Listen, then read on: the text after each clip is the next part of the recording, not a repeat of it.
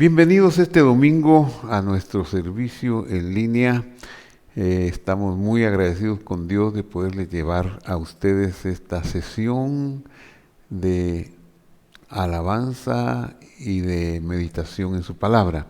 Así que primeramente tendremos la alabanza a cargo de nuestro amado hermano Juan Carlos Alvarado, quien nos conducirá unos minutos en la sección de alabar al Señor.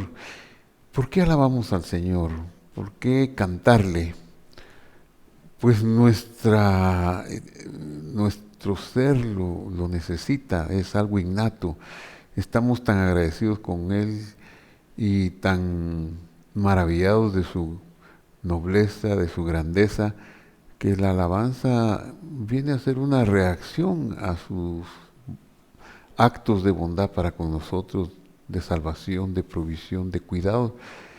Y por eso le cantamos y le alabamos.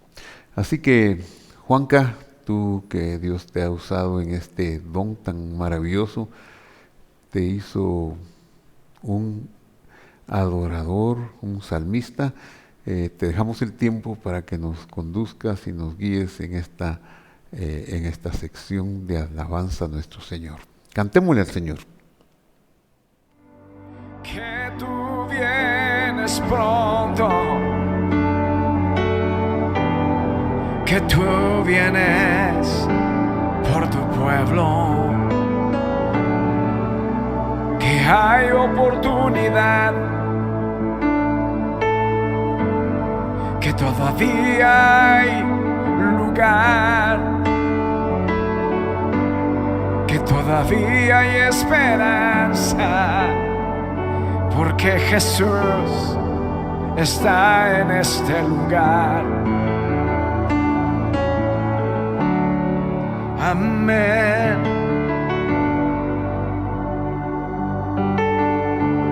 Amén. Alguien diga amén.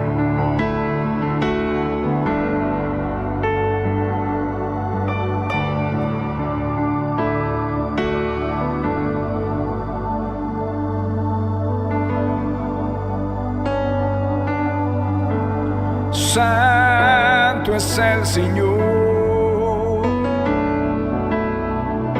y digno de adoración. Mi corazón ofrezco a ti. Santo es el Señor. Vamos, alguien dígale santo. Santo es el Señor. Y digno de adoración. Mi corazón ofrezco a ti. Santo es Él, santo es Él, santo es Él, Señor.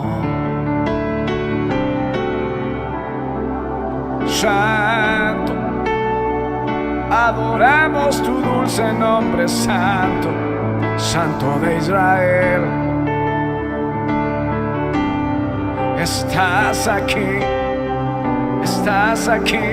amado mío, estás aquí, Señor.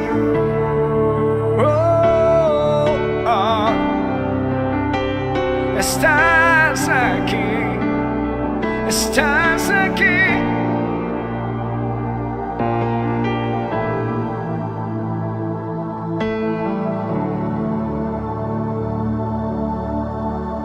Sí, Señor.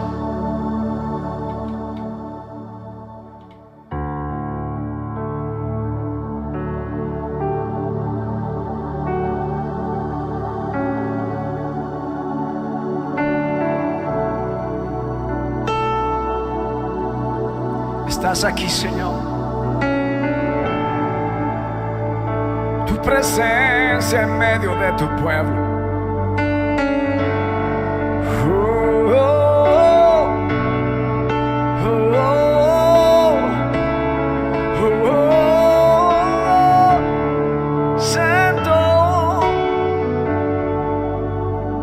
Diga conmigo.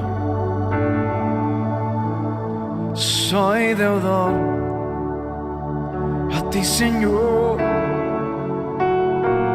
Soy deudor de tu gran amor.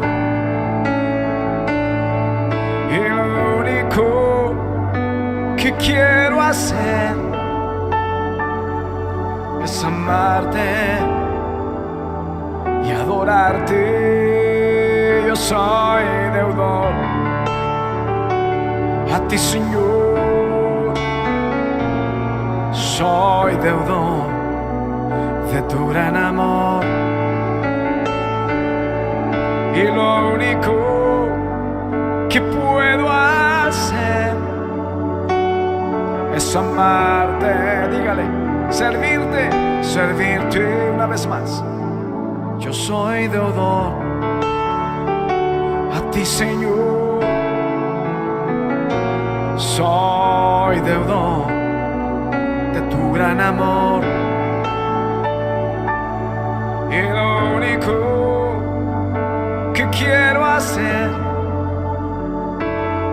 es amarte y servirte. Yo soy deudor a ti, Señor. Soy deudor de tu gran amor.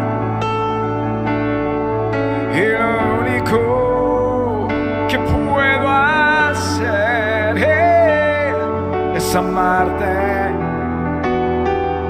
y servirte. Tus misericordias son nuevas y cada mañana se levanta misericordia. Recibí misericordia, quiero dar a los demás, Señor, tu compasión. Tu misericordia son nuevas y cada mañana se levanta misericordia. Recibí misericordia, quiero dar a los demás, Señor, tu compasión.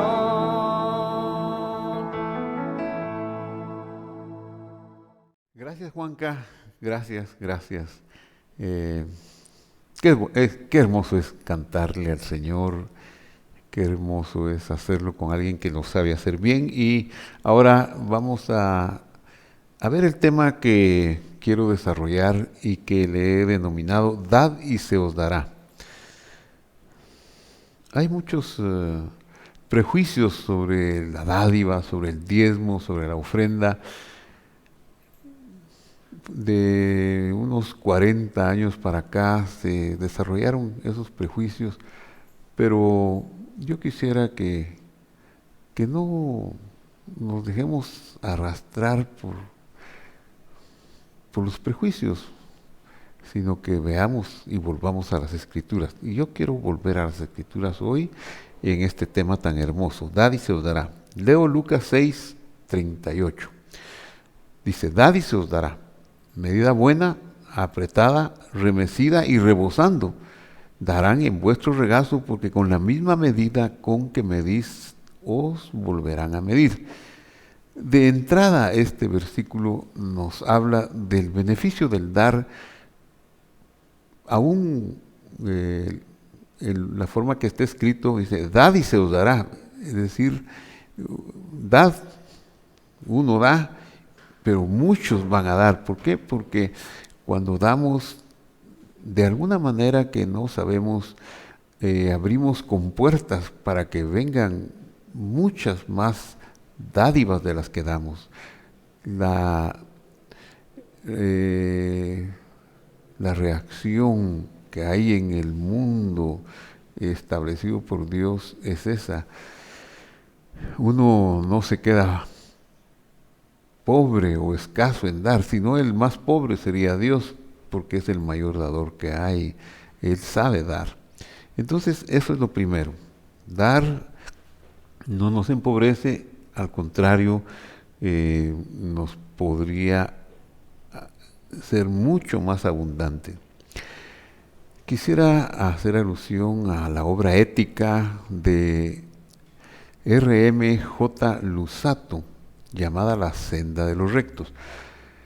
Este sabio que vivió entre 1707 y 1746, apenas 39 años, pero tiene una producción literaria muy especial. Él, en su entendimiento de Dios, nos dice que el ser humano fue creado para deleitarse en su Creador y beneficiarse del esplendor de su presencia. No dice él, y con lo cual yo creo que las Escrituras están de acuerdo, como podríamos ver en un estudio más concienzudo, que Dios sea una especie de dictador que tiene el látigo atrás y que nos dio una serie de mandamientos que si no los cumplimos nos corta la mano, nos da el latigazo, nos quita la vida, etcétera, etcétera. Eso es algo completamente no apropiado al carácter de Dios. ¿Quién es Dios? Fuimos creados para deleitarnos en Él.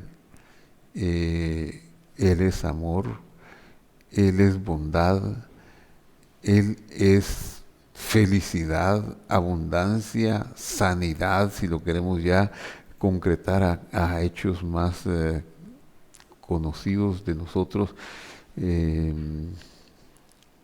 amabilidad, etcétera, etcétera, y beneficiarnos de su gloria o del esplendor de su presencia, tener todo esto de parte de Él. Pero nos crió con la cualidad de permitirnos a cada uno de nosotros alcanzar nuestra propia perfección. Esta frasecita misteriosa lo que significa es que no nos crió para ser haraganes, sino para que hagamos algo. Job capítulo 5, 7 o 7, 5 dice, el hombre fue creado para la aflicción, dicen algunas traducciones, pero la palabra hebrea es amal, para el amal. Y amal tiene otras acepciones más que aflicción, puede traducirse como trabajo, como esfuerzo. Y me gusta mucho la acepción esfuerzo. El hombre fue creado para el esfuerzo, es decir, no fuimos creados para estar acostados todo el día y que todo nos venga a la boca, sino para esforzarnos. Y el medio idóneo de alcanzar el esplendor de su presencia y alcanzar nuestra propia perfección es estudiando, conociendo la verdad, dejando de ser ignorantes de la verdad. La verdad que es su palabra. Y en su palabra encontramos dos conceptos, dos departamentos muy distinguibles. Uno son los preceptos y otras son las promesas. Las promesas son misteriosas, son los hukim, lo que no podemos entender por qué, y tienen que ver con la voluntad de Dios de redimirnos, de salvarnos de este mundo que fue pervertido por la desobediencia de nuestros primeros padres y que nos expuso a la infelicidad, escasez, enfermedad, dolor, tristeza, guerras y todo lo malo que pudiéramos nosotros pensar que existe, fue causado por esa primera acción de nuestros padres de separarse de Dios. Y nos cayó el veredicto de por cuanto todos pecaron y están destituidos de la gloria de Dios. Eso es lo que sucede, destituidos de la gloria de Dios. Pero el gran amor de Él hizo que Él mismo viniera y se aparentemente fuera uno como nosotros. Claro, aparentemente porque no viene de la misma corriente pecaminosa que nosotros, sino nace de una manera diferente en un vientre humano de la Virgen, pero viene como una semilla que no no usa la corrupción humana, nada más que usa la corrupción humana para pagar la deuda y para redimirnos. Esa es la voluntad de Dios. Entonces, eso entra en el departamento de los hukim, o sea, de las promesas que son incomprensibles para nosotros. Y el otro departamento son los preceptos. A veces nos confundimos y queremos nosotros a base de los preceptos ganarnos el bienestar y la salvación. Eso no sucederá así. Solo nos hará tener una religión que nos castiga, que nos oprime, que nos angustia, porque los preceptos no nos dan salvación, nos dan la felicidad del esfuerzo de conocer a Dios como es Él y de agradarlo. Por ejemplo, podemos conocer que Él es bondadoso y bueno, y hay preceptos que nos invitan a ser bondadosos. Cumplirlos nos hace parecernos a Él y así con todos los preceptos. Entonces, la cantidad de beneficios que alcancemos a recibir depende del tamaño de nuestro recipiente, y nuestro recipiente se ensanchará con el conocimiento de su voluntad y de los preceptos. Pero un corazón egoísta e ignorante que no practica los preceptos, que generalmente son contra nuestro ego, y que no conoce la palabra de Dios o que no se mete a conocer las Escrituras, entonces recibirá muy poco, porque tendrá un recipiente muy pequeño. Pero alguien que conoce los preceptos sabrá que la voluntad de Dios es tener un corazón generoso. ¿Quién es Dios? Una definición de Dios es alguien que sabe dar y siempre quiere dar. Nos beneficia mucho desarrollar nuestra capacidad para recibir todo lo que Dios nos quiere dar dando. Cuando nosotros damos, cuando aprendemos a imitarlo en cómo Él da, y nosotros también imitando al Señor Jesús, que aún en la noche que fue entregado, cuando está conmovido porque alguien lo va a traicionar y le dice: lo que tienes que hacer, hazlo pronto, y los discípulos no entienden porque ellos saben que Jesús siempre está viendo que se dé algo, y este que lo va a entregar es el tesorero, y cuando le dice: haz lo que tienes que hacer, lo que le está diciendo es: ve y entrégame, traicióname. Los otros piensan que le está diciendo: compra algo para la fiesta o dale algo a los pobres. Entonces la generosidad de Él, aún en el día en que habría de ser entregado para morir, nos impresiona. Aprender eso, aprender a desarrollar esa capacidad, nos dará a nosotros la capacidad de recibir los beneficios del Creador.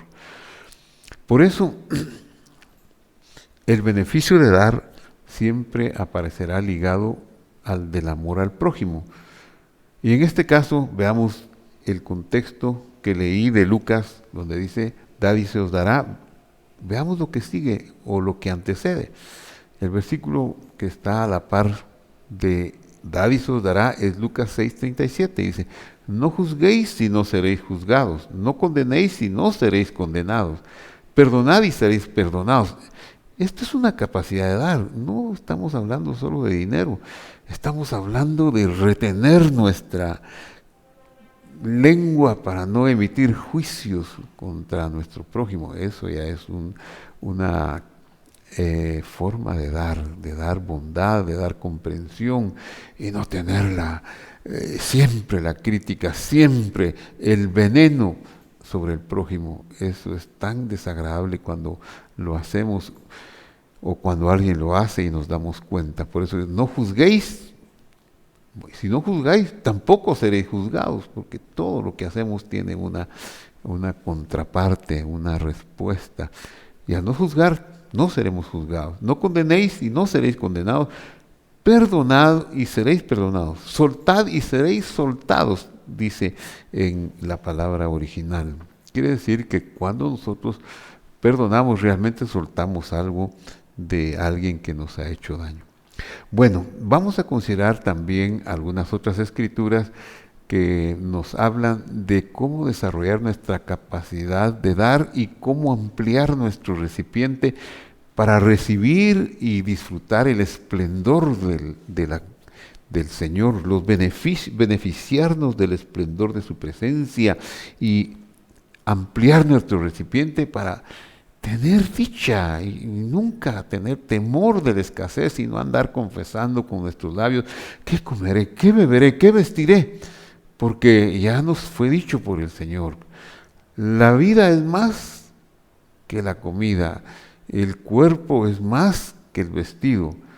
Ya no nos vamos a preocupar si las aves tienen su comida, los lirios tienen su vestido, que ni Salomón se vistió como ellos. Igualmente nosotros vamos a aprender que, valiendo más que las aves y que los lirios, Dios vela por nosotros. ¿Cuál es nuestro esfuerzo? No tanto trabajar, sino nuestro esfuerzo es conocer los preceptos, especialmente los preceptos de amor al prójimo y de dar. Veamos este versículo, Lucas 11:37. Tan pronto terminó de hablar, un fariseo le rogó que comiera con él, y entrando Jesús en la casa, se sentó a la mesa. El fariseo, cuando lo vio, se extrañó de que no se hubiera lavado antes de comer. Es que la higiene para comer es necesaria. En la Edad Media hubo grandes pestes y a las comunidades judías estas pestes no les hicieron mucho efecto como al resto de la sociedad, y el prejuicio, la ignorancia hicieron que los judíos fueran perseguidos por esa causa, pero no se pusieron a indagar que los judíos, siguiendo las instrucciones de Dios, se lavaban las manos antes de comer. Es un precepto que es bíblico y que está en la palabra de Dios. Entonces, él fue invitado por este fariseo, pero el problema es cuando uno hace los preceptos de Dios un requisito para juzgar a los demás, o un ritual que solo sea ritual sin un sentido verdaderamente de agradar a Dios. Porque el lavatorio de las manos es bueno cuando uno se levanta a lavarse las manos y bendecir a Dios porque recibió la vida y por la limpieza de las manos. Cuando uno va a comer es bueno lavarse las manos antes de comer y darle una bendición a Dios por el lavado de las manos. Pero supongamos que yo ya me lavé las manos, que he bendecido, y alguien me invita a comer y no me lavo las manos. El mal es juzgar. Y por eso el verso 38 dice: cuando el fariseo lo vio, ¿vio qué? Vio que no se lavó las manos, porque se sentó a la mesa. No hizo el ritual de lavarse las manos. Entonces lo juzgó, ¿verdad? Lo juzgó. Eso es lo malo. Claro, este fariseo no fue tan tosco de expresarle una crítica, solo se extrañó, pero como Jesús nos quiere dar una enseñanza, le dice en el verso 39, pero el Señor le dijo: vosotros fariseos limpiáis lo de fuera del vaso y del plato, pero por dentro estáis llenos de rapacidad y maldad. Es el peligro de hacer una religión externa, de hacer una ritualidad y que adentro nosotros no nos limpiemos como quisiéramos representarlo por fuera. Ese es el peligro. Entonces Jesús les sigue diciendo: necios, verso 40, el que hizo lo de afuera no hizo lo de adentro. Y luego, de una manera extrañísima, pero extrañísima, dice el versículo 41, dad limosna. ¿Qué tiene que ver la limosna con el lavatorio de las manos, con lo que está pasando con el fariseo que lo invitó a comer? No tiene relación, aparentemente. Pero veamos cuál es la relación que tiene. Dad limosna de lo que tenéis y entonces todo os será limpio. Esto es muy profundo. Este versículo contiene una verdad que necesitamos digerirla, necesitamos saborearla, disfrutarla y no pelearnos con ella tampoco. En primer lugar, la palabra limosna es la palabra griega equivalente a la palabra hebrea tzedaká. En la cultura hebrea, la tzedaká, que tiene su origen en la raíz de tzade, dalek, hof, significa justicia, rectitud, y tiene que ver con la dádiva de generosidad, pero también tiene que ver con que cuando uno está dando, está reconociendo que Dios nos ha dado y que aquel que no tiene, a quien nosotros le estamos dando, si Dios nos dio a nosotros, es justo ante Él, es recto ante Él que le compartamos de lo que nosotros hemos recibido, y que al compartirle lo que hemos recibido estamos haciendo un equilibrio, una rectitud, una tzedaká. Limosna, dice el griego, pero podríamos llamarle una dádiva de misericordia, o sea, al que tiene menos que nosotros. Ahora, la conclusión del versículo es casi incomprensible. Entonces todo será limpio. ¿Y eso qué quiere decir? Pues mire, lo que quiere decir es que la generosidad, la dádiva, nos limpia nuestro vaso, nos lo ensancha para recibir el esplendor de su gloria, o incluso para quitarnos maldad en el corazón. Cuando damos con ese espíritu de tzedaká, de rectitud, de hacer lo correcto ante Dios, de que es lo que a Él le agrada que hagamos, estamos limpiándonos a saber qué cantidad de malos pensamientos y de pecados. Increíble lo que dice: dad limosna, dad ofrendas de misericordia al menos favorecido que tú, al que no te lo puede devolver, y todo os será limpio. Veamos otra escritura que es asombrosa aquí, siempre en Lucas capítulo 12, versículo 32. Hoy nos vamos a basar en el Evangelio de Lucas para tocar este tema de dad y se os dará. Y leo 12:32 de Lucas: no temáis manada pequeña, porque a vuestro Padre le ha placido daros el reino. Eso es extraordinario, darnos el reino.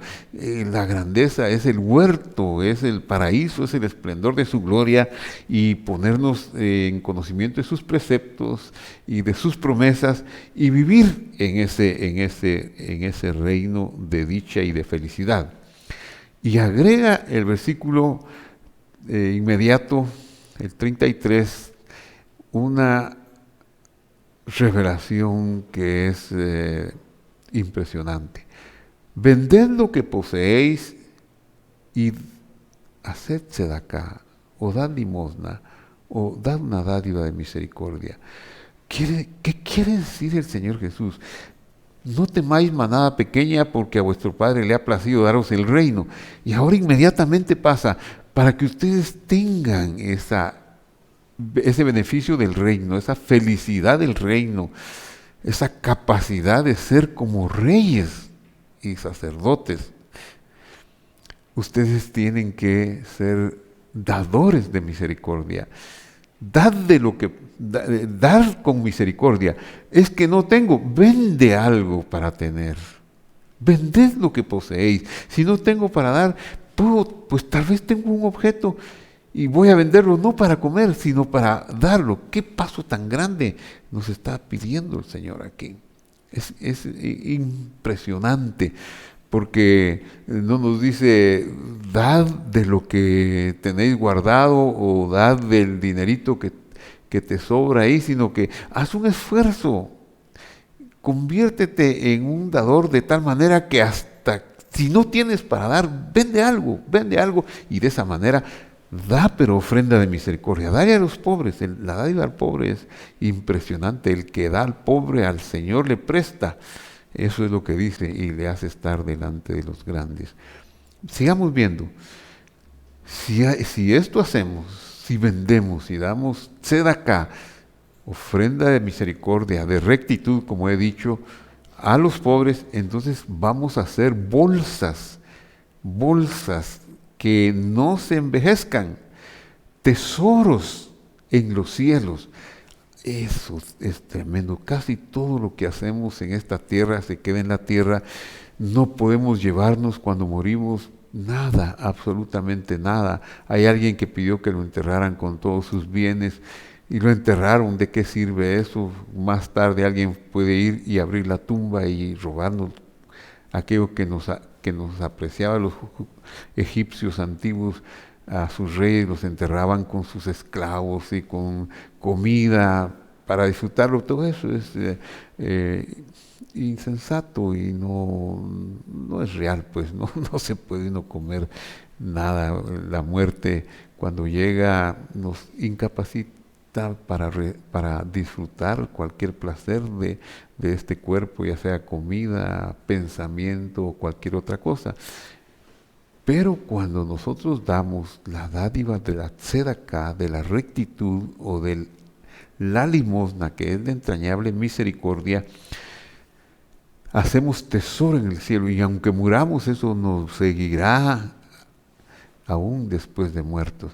Dice, no se agotará donde el ladrón no llega ni la polilla destruye. Muy hermosa la enseñanza. Y agrega que lo más importante de este precepto es aprender a poner nuestro corazón en el lugar correcto. ¿Qué es mi tesoro? Mi tesoro son los bienes que tengo y no puedo desprenderme de ellos para una dádiva. Bueno, ese es mi tesoro. Mi tesoro está aquí en la tierra. Pero si yo doy, mi tesoro estará en el cielo. Y aquí debo aludir un poquito a los diezmos y a las ofrendas.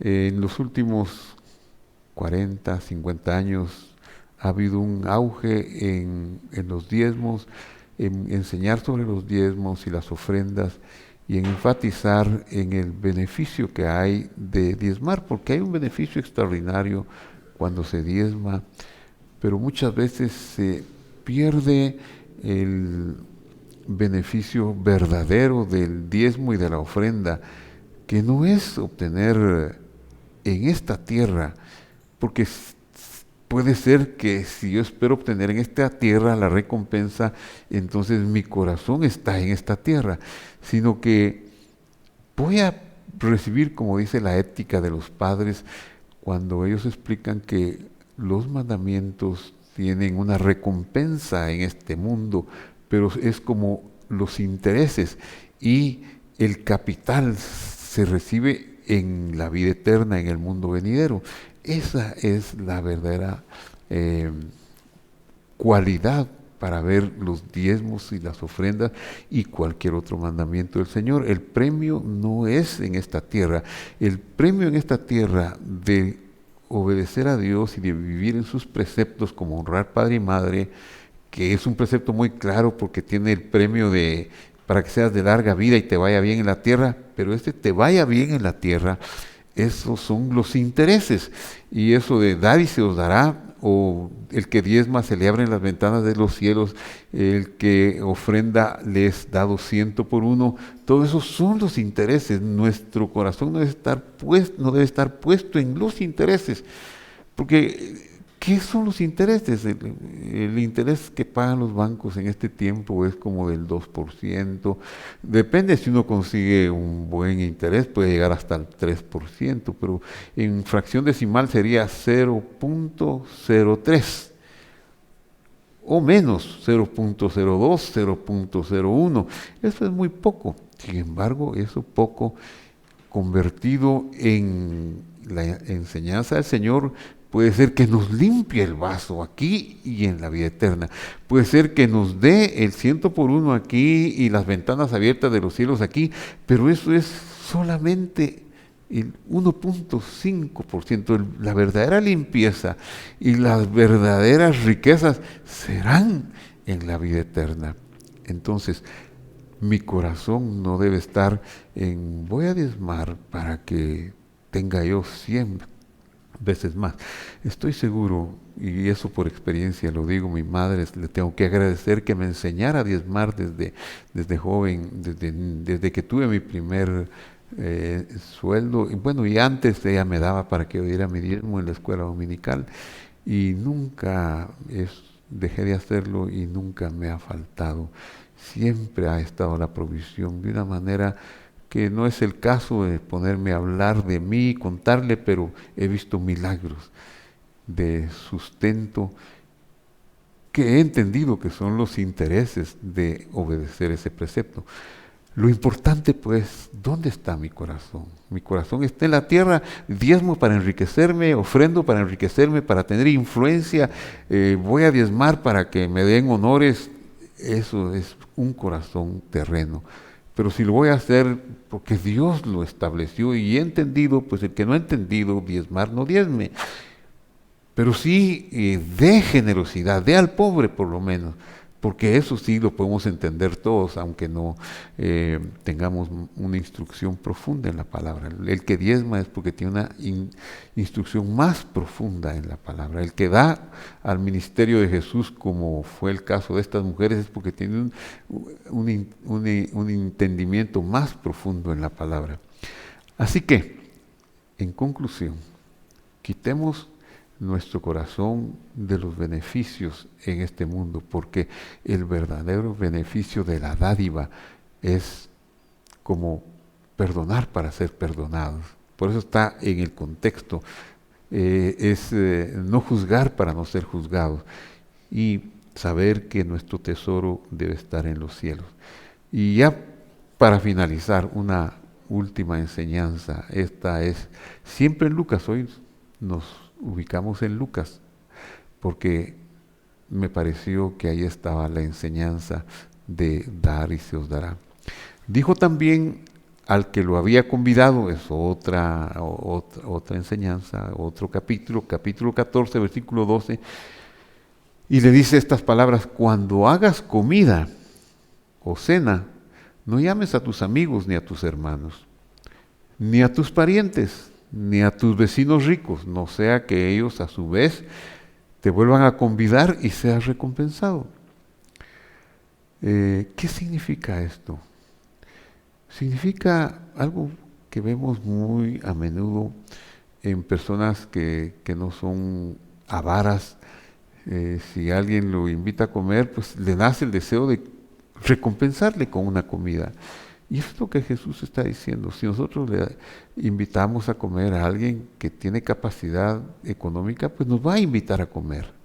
Pero eso no es lo que tiene un beneficio, eso es muy poco. Dice, no sea que ellos a su vez te vuelvan a convidar y sea recompensado. Y la recompensa va a ser muy poca, porque yo invito a comer y luego me invitan a comer, pues es como que si no hubiera hecho nada, porque invité a comer, me invitaron a comer, estoy tablas, ni gasté ni gané. Verso 13 es la enseñanza del Señor. Mas cuando hagas banquete, llama a los pobres, a los mancos, a los cojos, a los ciegos, y serás bienaventurado, porque ellos no te pueden recompensar, pero te será recompensado en la resurrección de los justos. Qué impresionante es este versículo. Claro, tenemos que entenderlo bien, y yo le voy a decir mi entendimiento sobre este versículo. Yo creo que no sería muy apropiado si usted va a hacer la boda de su hija y tiene sus amistades, usted va a hacerla en un hotel y le va a costar cierta cantidad, generalmente va a gastar mucho dinero, entonces usted va a seleccionar los invitados del novio, de la novia, y va a decidir entre muchos a quienes va a llevar, pero estoy seguro que muchos quedarán excluidos por el costo. Entonces, no tiene usted que llevar mancos, como dice literalmente aquí, pobres, mancos, desconocidos, ciegos, porque su hija no va a estar contenta, no va a disfrutar la boda, sus amigos, va a ser una vergüenza en lugar de una alegría. El principio es lo que tenemos que tomar. ¿Y cuál sería el principio? El principio sería, bueno, que yo podría hacer una comida para los pobres, o podía tener un corazón para darle a los que no me pueden recompensar. Hacer un supermercado, tal vez no es bueno que yo invite a un restaurante a alguien que nunca ha ido, sino que le dé una canasta de comida, que le dé una bolsa, que haga una dádiva. O sea, si voy a hacer una fiesta, debo apartar un dinerito para que alguien que no tiene para comer, que es pobre, que es manco, que es cojo, yo le pueda dar. Seguro que él no me va a poder recompensar, pero si no me recompensa, mejor no me va a poder invitar y devolverme el favor, pero Dios lo va a hacer en la resurrección. ¿Y qué quiere decir eso de en la resurrección? Quiere decir el capital estará en el cielo, pero aquí también. De igual manera sucede con el diezmo y la ofrenda, porque todos esos son preceptos divinos y esos son parte de su ley, que son eternas, que están vigentes. Puede ser que yo piense, bueno, voy a dar mi diezmo en este lugar y a ver qué honores me dan, o qué reconocimientos me dan, o ir con esa intención. Ya le quito el valor a mi dádiva, le quito el valor a mi ofrenda. No debo hacerlo así. Y también si ando criticando, aquí no porque se lo pueden robar, eso es entrar en mezquindad. Bueno, si entiendo el diezmo, si entiendo la ofrenda, debiera practicarla. Seguro que voy a tener mi recompensa. Si lo hago bien, mi recompensa me va a alcanzar hasta la resurrección de los justos. Eso con el diezmo y la ofrenda. Pero con la dádiva en general, la limosna o la dádiva de misericordia, de tzedakah, esa la puedo practicar. Si no he llegado al entendimiento del diezmo y de la ofrenda, pues está bien, no se preocupe usted y no crea en eso si no tiene ese entendimiento, pero desde el punto donde usted está, donde quiera que usted se encuentre, no entre en desacuerdo conmigo y sea generoso con el menos con el menos pudiente que usted, con el carente, con aquel que no lo puede invitar de regreso. Pues si usted dice, voy a crear una fundación, hágalo. Que no me miren, voy a guardar el anonimato, hágalo. Pero no por guardar el anonimato se tarde mucho en hacerlo. Hágalo pronto. Empiece ya, empiece. Siempre va a haber alguien cerca. El Señor Jesús dijo a los pobres, siempre los tendréis con vosotros. Siempre habrá alguien carente cerca de usted. Dios les dará sabiduría de hacerlo, y sabe, esa dádiva le traerá limpieza y entendimiento. Esa dádiva le ayudará como un atenuante en su relación con Dios, y podrá ampliar su vasija y recibir el esplendor de su gloria y ser guiado a una relación más directa y a entender caminos más profundos que le lleven a una posibilidad óptima de recibir su premio en la resurrección de los justos, o sea, llegar al grupo de los justos para ser resucitado. Que Dios lo bendiga, le deseo un buen domingo, disfrute el resto del domingo. Nos vemos el próximo domingo, pero también el próximo miércoles, le cuento, tenemos una enseñanza de estudio bíblico de la palabra de Dios. Oremos. Padre que estás en el cielo, te damos gracias, Señor, por tu palabra bendita, que es como una espada de dos filos que discierne, alcanza, corta y hace cirugías en nuestro interior. Te pido que esta enseñanza perdure y sea extendida y llegue a muchísimos corazones, y los haga limpios y los haga receptores de los beneficios del mundo venidero, Señor, a través de el ensanchamiento de su capacidad de recibir revelación de ti, de recibir felicidad y el esplendor de tu gloria. Gracias, Padre, en el nombre de Jesús. Amén. Querido amigo que nos ha seguido en este mensaje, Si ya se inscribió, qué bueno tenerlo como suscriptor. Si no, le invito a suscribirse a nuestro canal de YouTube, a nuestra plataforma de Facebook. Comparte este mensaje con sus amigos, vuélvalo a escuchar. Creo que a mí me hace mucho bien verlo 2 veces, algo que me enseñe, porque así aprendo más y lo retengo. Que Dios lo bendiga y nos vemos en el próximo día.